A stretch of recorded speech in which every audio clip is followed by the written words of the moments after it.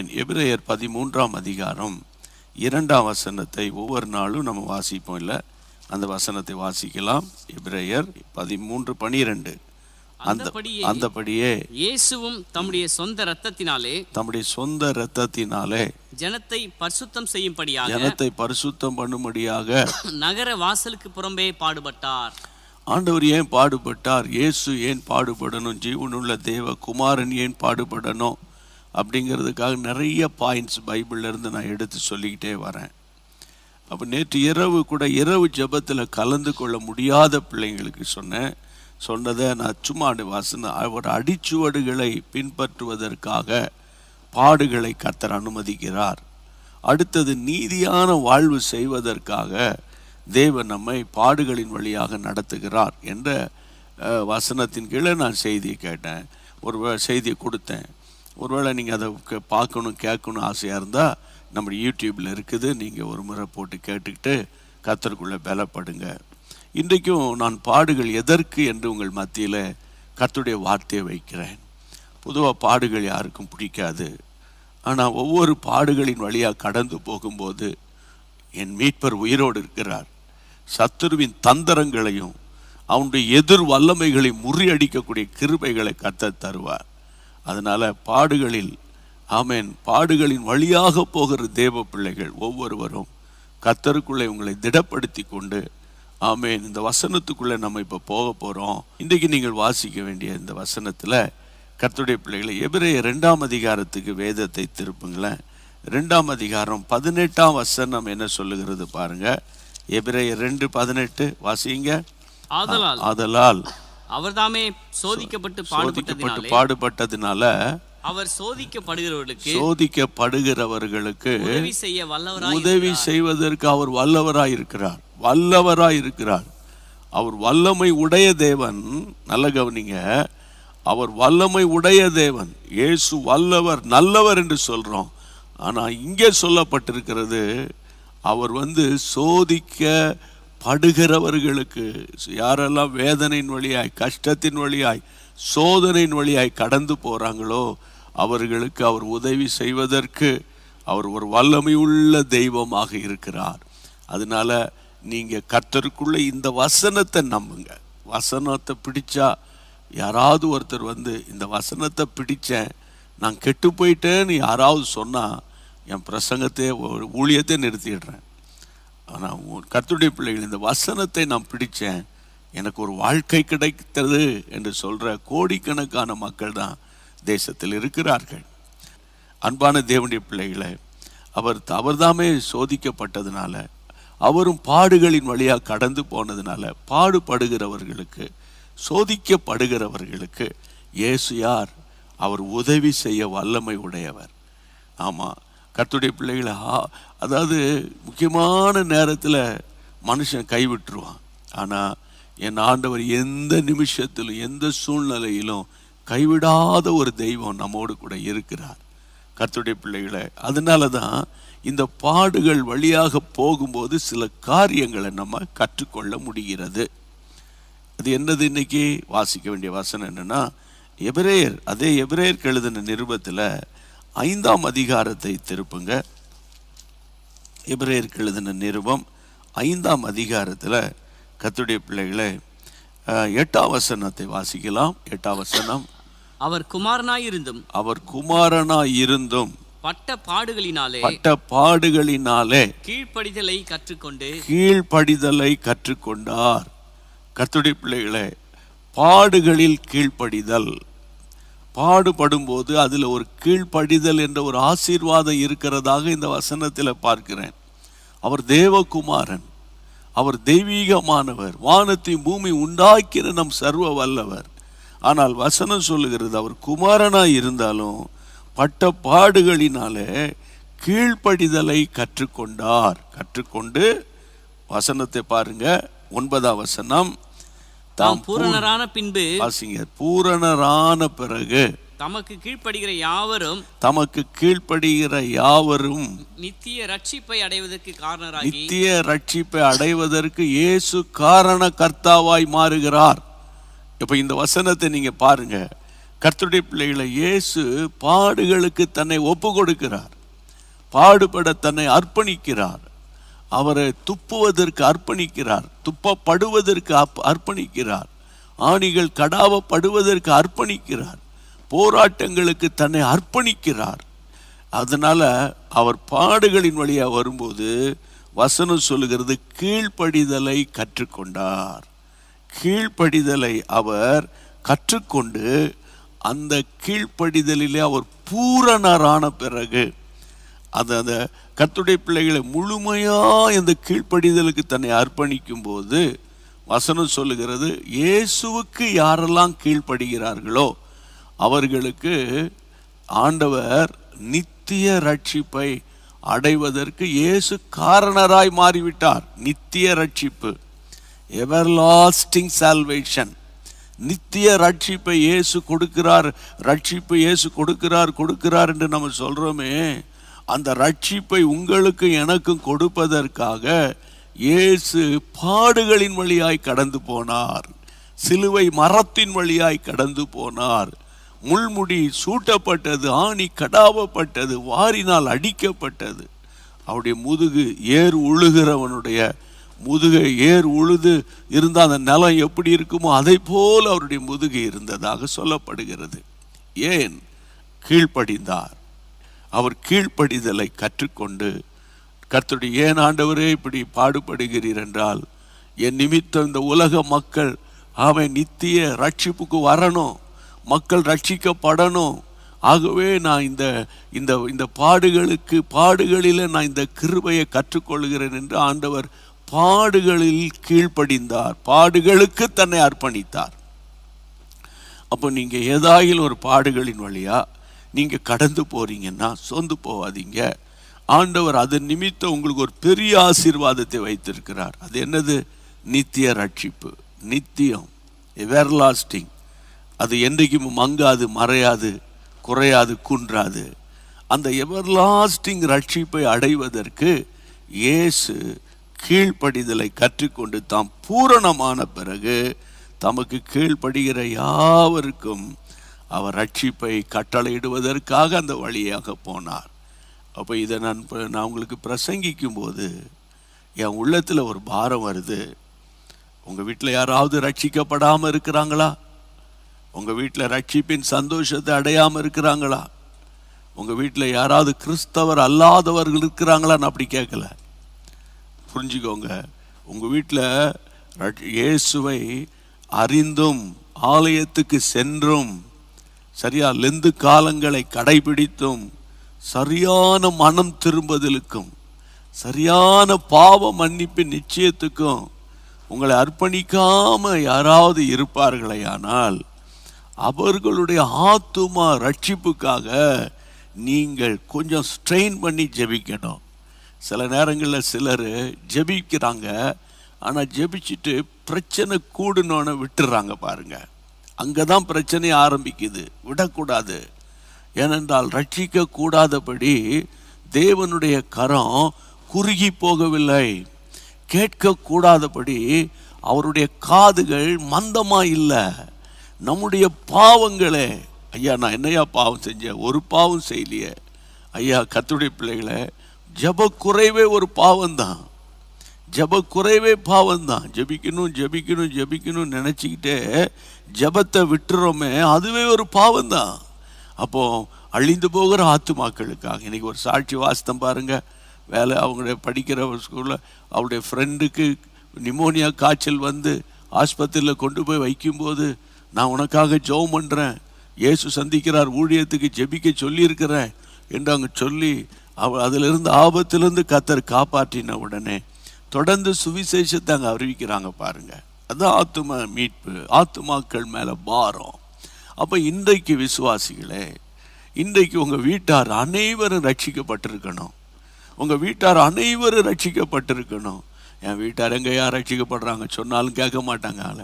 நான் என்ன சொல்கிறேன்னா, கர்த்தருடைய பிள்ளைகளை, நீங்கள் அறை கதவை பூட்டிட்டு உங்கள் பிள்ளைகளுக்காக போராடி ஜெபிங்க.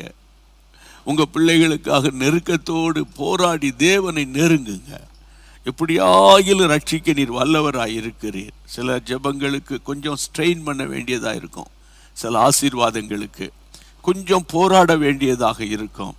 ஏன்னா இந்த உலகத்தின் அதிபதி சாத்தான் கொஞ்சம் போராடுவான். ஆனால் அவனுடைய போராட்டத்தை மேற்கொள்ள தான் நம் ஆவியினாலே சத்துருவின் கிரியைகளை அழிக்கணும், அந்த பலவான முந்தி கட்டணும். அப்போதான் அவர்களை கர்த்தர் ரட்சிப்புக்குள்ளே கொண்டு வர முடியும். ஆமேன், ஆமேன். ரட்சிப்பு விலையேற பெற்றது, ரட்சிப்பு விலையேற பெற்றது.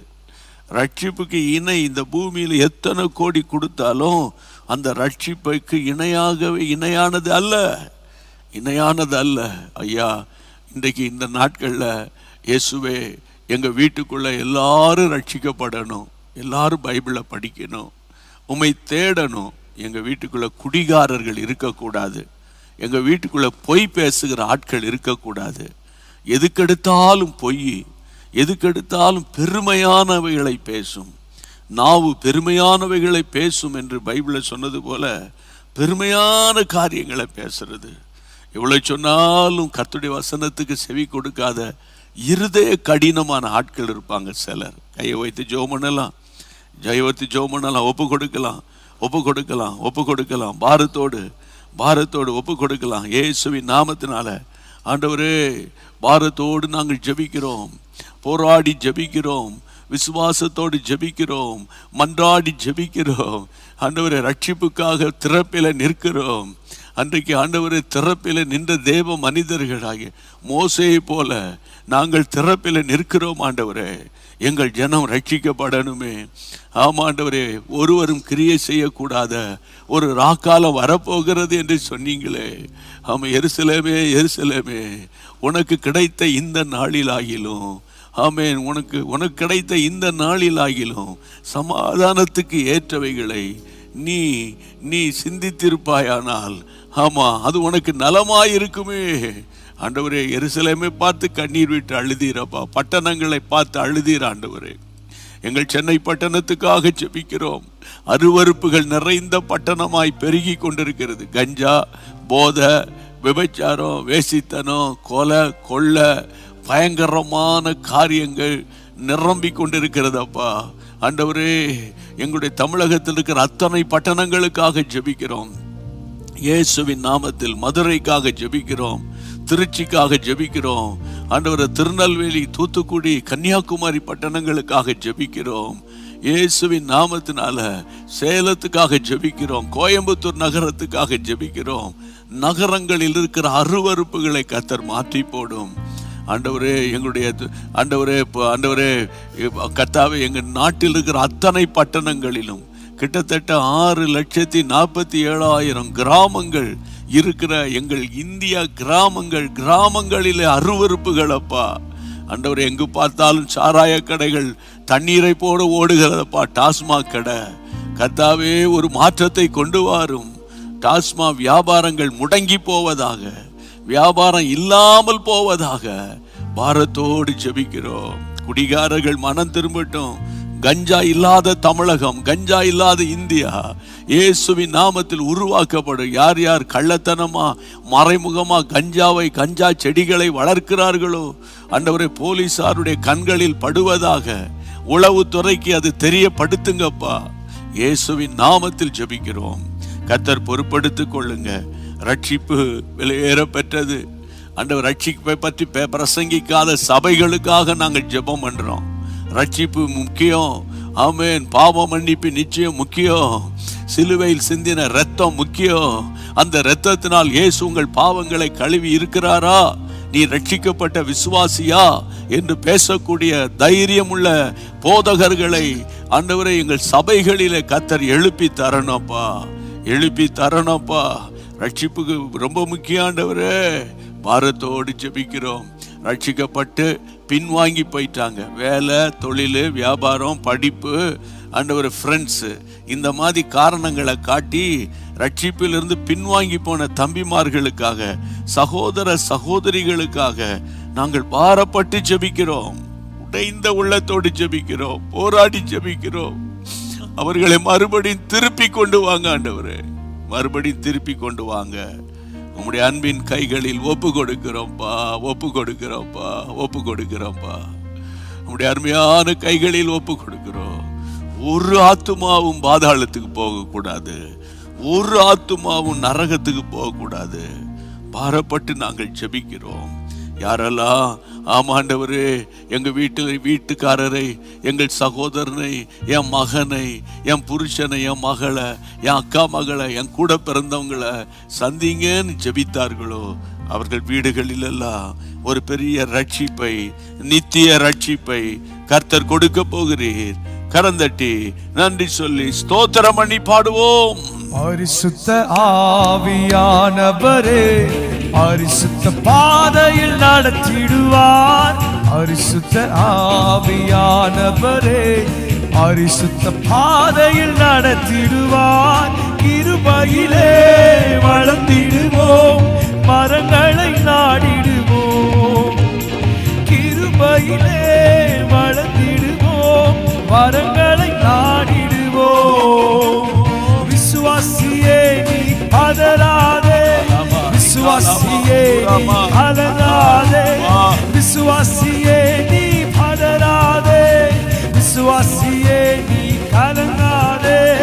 விசுவாசத்தால் நீதிமான் என்றும் என்றும் பிழைப்பார். நல்ல விசுவாசத்தால் நீதிமான் என்றும் என்றும் பிழைப்பார். உங்களில் அநேகர் இப்போ நாங்கள் பாடுறது அப்படி பார்த்துட்டு இருக்கிறீங்க, சினிமா படம் பார்க்குற மாதிரி பார்க்குறீங்க. அப்படி நீங்கள் பார்க்கறதுக்காக நாங்கள் பாடலை, சரியா? நீங்களும் எங்களோடு கூட சேர்ந்து, நீங்களும் வாயை திறந்து, நீங்களும் கரங்களை தட்டி வாய் திறந்து இயேசுவின் நாமத்தில் சத்தத்தை உயர்த்தி மறுபடியும் பாடுவோம். விசுவாசியே நீ பதறாதே, விசுவாசியே நீ கலங்காதே, விசுவாசியே நீ பதறாதே, விசுவாசியே நீ கலங்காதே. விசுவாசத்தால் நீதிமான் என்றும் என்றும் பிழைப்பான். விசுவாசத்தால் நீதிமான் இன்னும் என்றும் பிழைப்பான். ஆமா, விசுவாசத்தினால நமக்கு பிழைப்பு உண்டாகும். விசுவாசம் ஆமீன் உலகத்தை ஜெயிக்கிற ஜெயம். ஆமீன் விசுவாசிக்கிறவனுக்கு எல்லாம் கூடும். இப்போ ஜெபிச்சிட்டோம், அதனால நீங்கள் அதோட விட்டுறக்கூடாது, அப்படி ஜெபிச்சுக்கிட்டே வரணும். ஒரு கட்டம் வரும்போது பாருங்க, ஆச்சரிய விதமாக கர்த்தருடைய விலையேறப்பட்ட ரட்சிப்புக்குள்ளே வந்துடுவாங்க. ஆமேன். நீங்கள் யாரையும் அற்பமாக நினைக்காதீங்க, யாரையும் அசட்டையாகவும் நினைக்காதீங்க. ஆண்டவரால் கூடாதது ஒன்றும் இல்லை. சரி, ஒன்று, இயேசு குமாரனாய் இருந்தும் பட்ட பாடுகளினாலே கீழ்ப்படிதலை கற்றுக்கொண்டு நித்திய ஜீவனுக்கு காரணமாயிருக்கிறார். ஆமேன். மத்தேயு எழுதின சுவிசேஷத்தில் நீங்கள் 26ஆம் அதிகாரத்தில் நமக்கு எல்லாருக்கும் அடிக்கடி நம்ம பார்க்குற வசனம் 39ஆம் வசனம், 26, 39, 26, 30 சற்று அப்புறம் போய் முகங்குப்புற விழுந்து வாசிங்க. என் பிதாவே, இந்த பாத்திரம் என்னை விட்டு நீங்க கூடுமானால், பிதாவே இந்த பாத்திரம் என்னை விட்டு நீங்க கூடுமானால் நீங்கும்படி செய்யும், நீங்கும்படி செய்யுங்க. ஆகிலும் என் சித்தத்தின்படி அல்ல, ஆகிலும் என் சித்தம்படி இல்ல, உம்முடைய சித்தத்தின்படியே ஆக உங்க கடவுது என்று சித்தத்தின்படி ஆக கடவுது என்று இயேசு ஜெபம் பண்ணினார். பிதாவே இந்த பாத்திரம் எனக்கு ரொம்ப டஃப்பா இருக்கு, என்ன ஆண்டவரே, ஆண்டவர் நீங்க கூடுமானால் முடியுமானால் நீக்கி போடுங்க, ஆனால் என் சித்தம் வேண்டாம், என் விருப்பம் வேண்டாம், என் எண்ணம் வேண்டாம், உங்கள் சித்தம்தான் நடக்கணும். கீழ்ப்படிதலுடைய வெளிப்பாடு அதுதான். நீங்கள் உண்மையாக ஆண்டவருக்கு கீழ்ப்படிஞ்சிங்கன்னா அவருடைய சித்தத்துக்கு ஒப்பு கொடுத்துருவீங்க. ஆண்டவருடைய நான் கீழ்ப்படுகிறேன் அப்படின்னா, உதாரணத்துக்கு சொல்கிறேன், ஆபிரகாம் கீழ்ப்படிந்து தான் போகிற இடம் இன்னதென்று தெரியாமல் புறப்பட்டு போனார். That is obedience. அதுதான் ஒபீடியன்ஸு. ஆண்டவர் போ சொல்லிட்டாரு, எங்கே போனோம், எங்கே வரணும் எனக்கு தெரியாத, இப்போ தானே என்கிட்ட பேசுகிறீங்க நான் அப்படின்னு, நான் ஒரு விக்கிரக ஆராதனைக்காரன், எனக்கு ஒன்றும் தெரியாது அப்படிலாம் ஒரு புலம்பிக்கிட்டுலாம் இல்லை. போன்னு சொன்னால் புறப்பட்டு போயிட்டார். ஆமாம். அப்புறம் போகிறாரு 1 வருஷமா 2 வருஷமா, நான் உன்னை ஆசீர்வதிக்கவே ஆசீர்வதித்து பெருக பண்ணுவேன் என்று சொல்லும்போது 75 வயது அந்த ஆபிரகாம் என்ற விசுவாச வீரனுக்கு. ஆனால் அவர் சொன்ன வாக்கு தத்தங்களாக நிறைவேற்றி ஒரு குமாரனை அவர் பெற்றெடுக்கும் போது 100 வயது. அப்போ 25 வருஷங்கள் விசுவாச பாதையில் அவர் கர்த்தருடைய சத்தத்தை கேட்டு வாழ்ந்தார். ஆமேன். காரணம் ஒபீடியன்ஸ்.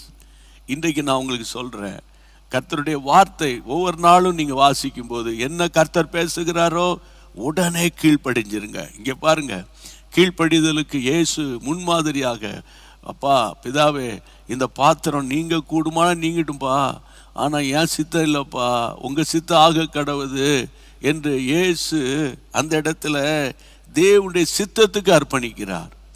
ஆமாம், அப்போ கீழ்ப்படிதலுடைய வெளிப்பாடு தேவ சித்தத்துக்கு அர்ப்பணிக்கிறது. புரியும் நம்புகிறேன். நீங்கள் கீழ்ப்படிஞ்சிங்கன்னா தேவ சித்தம் இல்லை, முடியாது, அது கஷ்டம், எனக்கு தெரியும், நீ ஒன்றும் சொல்லாத, எனக்கு தெரியும், அப்படியெல்லாம் வாக்குவாதம் பண்ணக்கூடாது.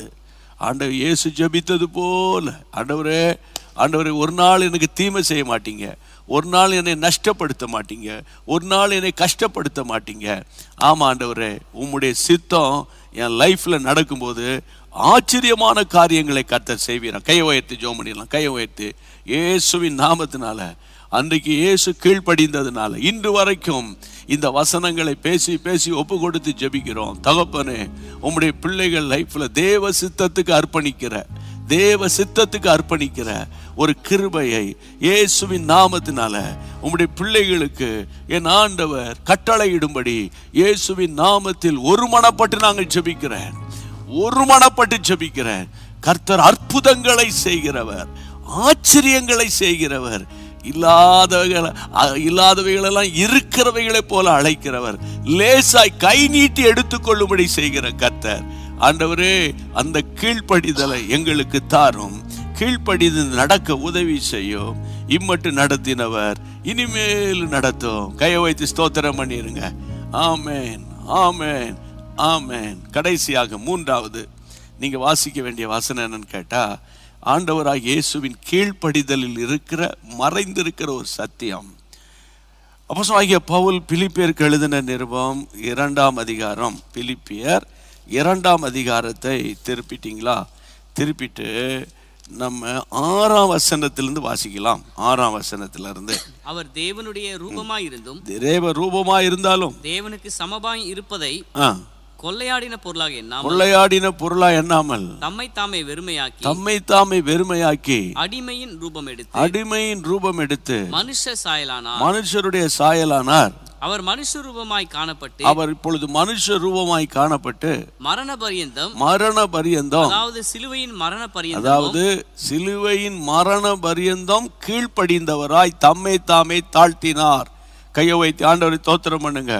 கீழ்ப்படிதல் என்பது கடைசி வரைக்கும் இருக்கணும். இயேசு ராஜா சிலுவையில் போய் தன் ஜீவனை, ஆமேன், அவராகவே விடும் வரைக்கும் மரண பரியந்தம் கீழ்ப்படுகிறார். தன்னைத்தானே தாழ்த்துகிறார். ஆமேன். தாழ்மை கீழ்ப்படிதலின் வெளிப்பாடு. தேவ சித்தம் கீழ்ப்படிதலின் வெளிப்பாடு. சரியா? இப்போ இங்கே கர்த்தருடைய பிள்ளைகளை தாழ்மை, அதாவது நல்ல கவனிங்க. தாழ்மைனோன்னு நம்ம சிலர் நாற்காலியில் உட்கார மாட்டாங்க, தரையில் உட்காருவாங்க. சிலர் நல்ல ஷர்ட்டெல்லாம் நீட்டாக அயன் பண்ணி நல்லா போட மாட்டாங்க. சாதாரண சாலைக்கு சகோதரிகள் உடுத்திட்டு வருவாங்க. அதிலெல்லாம் அதுக்குன்னு பயங்கரமான ஆடம்பரமாக உடுத்திட்டு வரணும் அப்படின்னு நவீன உடைகளை அப்படின்னு நான் சொல்லலை. இருக்கிற கந்தையானாலும் கசைக்கு கட்டுன்னு தமிழில் சொல்கிற மாதிரி நம்ம நீட்டாக கர்த்தருடைய பிள்ளைகளை போகணும். 1000 கஷ்டங்கள் போராட்டங்கள் நம்முடைய லைஃப்பில் இருந்தாலும் வெளியே போகும்போது மனரம்யமாய் நடக்கணும். ஆமேன். ஒன்றும் இல்லாமல் இருந்தாலும் நாங்கள் எல்லாம் உடையவர்களைப் போல இருக்கிறோம். பவுல் சொன்னது போல 1000 கஷ்டம் இருந்தாலும் ஒன்றை நீங்கள் வெளியே சொல்லக்கூடாது. என்னுடைய ஊழியத்தின் பாதையை நான் திரும்பி பார்க்கிறேன். ஆரம்ப காலத்திலிருந்து இன்று வரைக்கும் எங்கள் கஷ்டத்தையோ நஷ்டத்தையோ, இவ்வளோ பணம் தேவை இருக்குது, இதுக்காக நீங்கள் அது தரீங்களா, அங்கே தரீங்களா, இங்கே தரீங்களா, கெஞ்சி கூத்தாடுறது கிடையாது. ஆமாம், கர்த்தர் இந்த மாதிரி திட்டத்தை கொடுத்துருக்கிறார், கையை உயர்த்தி ஜெபம் பண்ணிருங்க அப்படின்னு தான் நம்ம சொல்லி ஜெபித்து பழக்கம். ஆமேன். அப்போ இன்றைக்கு நான் உங்களுக்கு சொல்கிறேன், கர்த்தருடைய பிள்ளைகளை, நம்ம தாழ்மை உள்ளவர்களாக நடக்கணும். அதே நேரத்தில் நம்ம கர்த்தர் எவ்வளவு உயர்த்தினாலும், இது ரொம்ப முக்கியமாக கேளுங்க, கர்த்தர் உங்களை வேலை ஸ்தலத்தில் எத்தனை லட்சம் சம்பாதிக்கக்கூடிய அளவில் உயர்த்தினாலும் சரியா, உங்களை நல்ல ஒரு அதிகாரியாக உங்களை உயர்த்தினாலும், கர்த்தர் உங்களை நடத்தி வந்த பழைய வாழ்க்கையை திரும்பி பார்க்கணும். பழைய வாழ்க்கையை திரும்பி பார்க்கணும். உளையான சேற்றிலிருந்து நம்மை தூக்கி எடுத்த கர்த்தரை திரும்பி பார்க்கணும். ஆமென். லோத்தை போல, கர்த்தருடைய லோத்தின் மனைவியை போல விட்டு வந்த சோதோம் குமாராவை திரும்பி பார்க்கக்கூடாது. நம்ம கடந்து வந்த பாதைகளை திரும்பி பார்க்கணும்.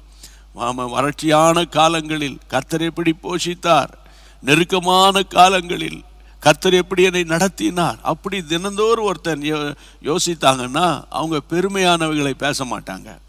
சிலர் ஒன்றுமே இருக்காது, பேச்செல்லாம் பார்த்தீங்கன்னா பெருமை, கண்ணு மொழியெல்லாம் பார்த்தீங்கன்னா ஒரு மாதிரி பெருமையாக இருக்கும். ஆனால் இன்றைக்கு நான் உங்களுக்கு சொல்லுகிறேன், கர்த்தருக்கு முன்பாக தாழ்மைப்படுவோம், கர்த்தர் உங்களை என்னை உயர்த்துவார். அதனால தாழ்மை உள்ளவனுக்கு தான் கிருபை கொடுக்கிறார். தாழ்மை உள்ளவனுக்கு தான் கிருபை கொடுக்கிறார். யார் எவ்வளவு பேசினாலும் ஏசினாலும் என் மீட்பர் உயிரோடு இருக்கிறார், அவர் என்னை நடத்துவார். ஆமென். அதனால எங்க போனாலும் தாழ்மை உள்ளவங்களா நடப்போம், தாழ்மையை தரித்து கொள்வோம். சரியா, தாழ்மையானவைகளை பேசுவோம். கர்த்தர் நம்மை உயர்த்த வேண்டிய விதத்தில் அந்த வசனத்தை பாருங்க. அவர் மரண பரியந்தம் கீழ்ப்படிந்தவராகி தம்மை தாமே தாழ்த்தினார். ஆதலால் 9ஆம் வசனம், தேவன் எல்லாவற்றுக்கு மேலாக அவரை உயர்த்தினார். ஆமென். கொஞ்சத்தில் உண்மை உள்ளவனை அநேகத்தின் மேல் அதிகாரியை வைக்கிற கர்த்தர் அல்லவா நம்ம ஆண்டவர். அதனால நான் யார் தெரியுமா, என் டிகிரி என்ன தெரியுமா, என் ஸ்டேட்டஸ் என்ன, சிலர் வாய் கூசாமல் சிலர் பேசுறத கேட்டிருக்கேன். என் சம்பளம் என்ன தெரியுமா, இவங்க என் கால் தூசிக்கு பெறுவாங்களா, அப்படியெல்லாம் வாய்க்கு வந்த மாதிரி நிறைய பேர் பேசுறத நான் பார்க்குறேன். என் ஸ்டேட்டஸ் என்ன தெரியுமா, என் குடும்ப பின்னணி என்ன தெரியுமா, என் கோத்திரம் என்ன தெரியுமா, என் குலம் என்ன தெரியுமா, அப்படிலாம் நிறைய பேர் பேசுறத பார்த்துருக்கிறேன். கர்த்தருடைய பிள்ளைகளை பாரத்தோடு சொல்கிறேன், காலையில் இருக்கிறவங்க சாயந்தரம் இல்லை, சாயந்தரம் இருக்கிறவங்க அடுத்த நாள் இல்லை. என்ன எப்போ நடக்கும் நமக்கு தெரியாத உலகத்தில் போய்கிட்டு இருக்கிறோம். அதனால நான் போய் மன்னிப்பு கேட்க வேண்டிய அவசியம் கிடையாது. அவங்க சாரி சொல்லட்டும், என்கிட்ட சாரி சொல்லட்டும். அப்படி யாராவது சொல்லிட்டு இருந்தீங்கன்னா இன்றைக்கு பரிசுத்த ஆவியானவர் உங்களோடு கூட பேசுகிறார். ஆமென். அப்போ கிறிஸ்தவ மார்க்கத்தில் ஆண்டவருடைய வசனத்தை நம்ம நல்லா படிக்கணும். ஆண்டவர் தன்னைத்தானே தாழ்த்தினதுனால, அவர் கீழ்ப்படிந்ததுனால பிதா அவரை உயர்த்தினார். எல்லாரும் கைகளை உயர்த்தி இயேசுவின் நாமத்தினால ஆண்டவரே இந்த சத்தியத்தை இன்றைக்கு எங்களுக்கு சொல்லி கொடுத்தீங்க.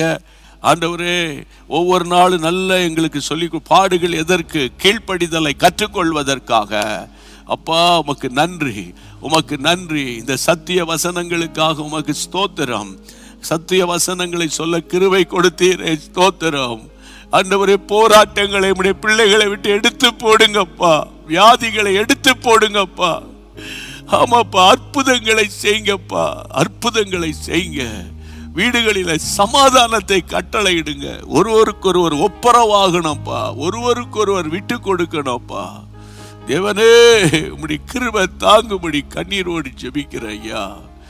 ஆராவின் கசப்புகள் எல்லாம் மதுரமாகட்டும், பணத்தேவைகள் சந்திக்கப்படட்டும், குடும்ப உறவுகள் மேம்படட்டும். ஆண்டவரே பவுலை போல நாங்கள் சொல்லணும், எங்களை பலப்படுத்துகிற கர்த்தரால எல்லாவற்றையும் செய்ய எனக்கு பலன் உண்டு. எந்த நிலைமையிலோ நான் மனரம்யமாக இருக்க கற்றுக்கொள்ளுகிறேன் என்று நான் சொல்லி உம்மை ஸ்தோத்தரிக்க உதவி செய்யுங்க. உம்முடைய ஊழியக்காரனாகி நான் இயேசுவின் நாமத்தினால உம்முடைய பிள்ளைகளை ஆசீர்வதித்து ஜெபம் பண்றேன். பரீட்சைக்கு ஆயத்தப்பட்டு கொண்டிருக்கிற, பரீட்சை எழுதி கொண்டிருக்கிற அருமை பிள்ளைகளுக்கு கர்த்தர் ஆச்சரியமான அற்புதங்களை செய்யுங்க.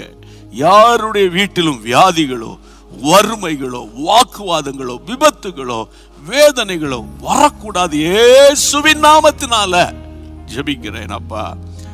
எழுப்புதலுக்காக ஜெபிக்கிறோம். வீடுகளில் எழுப்புதல், சபைகளின் எழுப்புதல், கிராமங்களில் எழுப்புதல், பட்டணங்களில் எழுப்புதல் உண்டாவதாகப்பா. ஜெபத்தை கேட்ட தேவனே உமக்கு ஸ்தோத்திரம், ஸ்தோத்திரம், ஸ்தோத்திரம். இயேசு கிறிஸ்துவின் நாமத்தில் போராடி ஜெபித்து சத்துருவின் கரங்களில் நம்முடைய பிள்ளைகளை விடுதலை ஆக்குகிறோம். ஜெபத்தை கேட்டீரே, ஸ்தோத்திரம், ஸ்தோத்திரம், ஸ்தோத்திரம். இயேசுவின் நாமத்தில் பிதாவே, ஆமென். சேர்ந்து சொல்லுவோம். என் ஆத்துமாவே கர்த்தரை ஸ்தோத்திரி, என் முழு உள்ளமே அவருடைய பரிசுத்த நாமத்தை ஸ்தோத்திரி. என் ஆத்துமாவே கர்த்தரை ஸ்தோத்திரி, கர்த்தர் செய்த சகல உபகாரங்களை மறவாதே. ஆமென். அல்லேலூயா.